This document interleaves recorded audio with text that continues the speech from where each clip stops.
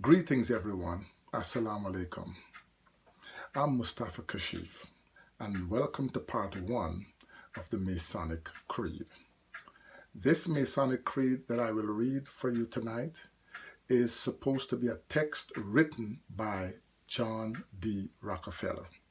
Now the question of whether he wrote it or someone else wrote it is not here for debate. What is important to note is what the text contains. We will read the text in this part 1 of the video series, and in part 2 we will actually take a highlighted version of it. So therefore, brothers and sisters, kings and queens of African descent, you melanated gems, this is the text as follows. We will keep their lives short and their minds weak while pretending to do the opposite. We will use our knowledge of science and technology in subtle ways so that they never see what is happening. We will use soft metals, agent accelerators and sedatives in food and water, as well as in the air. They will be covered in poisons wherever they turn. The soft metals will make them lose their minds. We will promise to find a cure from our many funds, and yet we will give them more poisons. Chemical poisoning will be absorbed through the skin of idiots who believe that certain hygiene and beauty products presented by great actors and musicians will bring eternal youth to their faces and bodies. And through their thirsty and hungry mouths, we will destroy their minds and systems of internal organs and reproduction. However, their children will be born as disabled and deformed, and we will hide this information. The poisons will be hidden in everything around them, in what they drink, eat, breathe, and wear. We have to be ingenious in distributing the poisons because they can see far. We will teach them that poisons are good with funny pictures and musical tones on TV. Those who are looking for them will be helpful. We'll enroll them to push our poisons. They will see that our products are used in films and they will get used to them and will never know their true effects. When they give birth, we will inject poisons into the blood of their children and convince them that we are helping them. We will start earlier. When their minds are young, we will target their children with what children love most, sweet things. When their teeth decay, we will fill them with metals that will kill their minds and steal their future. When their ability to learn has been affected, we have created drugs that will make them sicker and cause them other illnesses. Illnesses for which we will create even more drugs. We will make them docile and weak before us by our power. They will grow depressed, slow, and obese. And when they come to us for help, we will give them more poisons. We will focus our attention on money and material goods so that they never connect with their inner selves. We will distract them with fornication, external pleasure, and video games so that they are never one with the unity of all. Their minds will belong to us, and they will do as we say. If they refuse, we will find ways to implement technology that alters their minds in their lives. We will use fear as a weapon.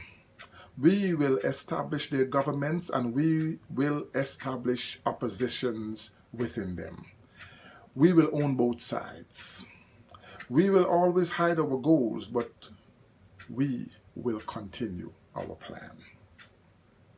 They will do the work for us and we will prosper from their toil. Our families will never mix with theirs. Our blood must be pure because it is. We will make them kill each other when they oppose us.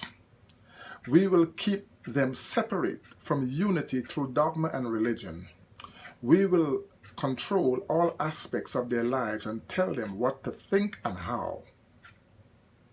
We will guide them kindly and let them believe that they are guiding themselves. We will instigate animosity among them through our factions. When a light shines among them, we will extinguish it by mockery or death, which suits us best. We will make them tear their hearts apart and kill their own children. We will accomplish this using hatred as our ally and anger as our friend.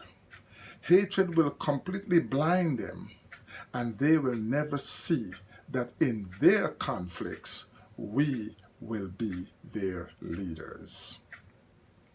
They will be busy killing each other. They will bathe in their own blood and kill their neighbors, as long as we see that they are against us. We will benefit greatly from this, for they will not see us, for they cannot see us. We will continue to prosper from their wars and their death. We will repeat this until our ultimate goal is achieved. We will continue to make them live in fear and anger. We will give them images and sound.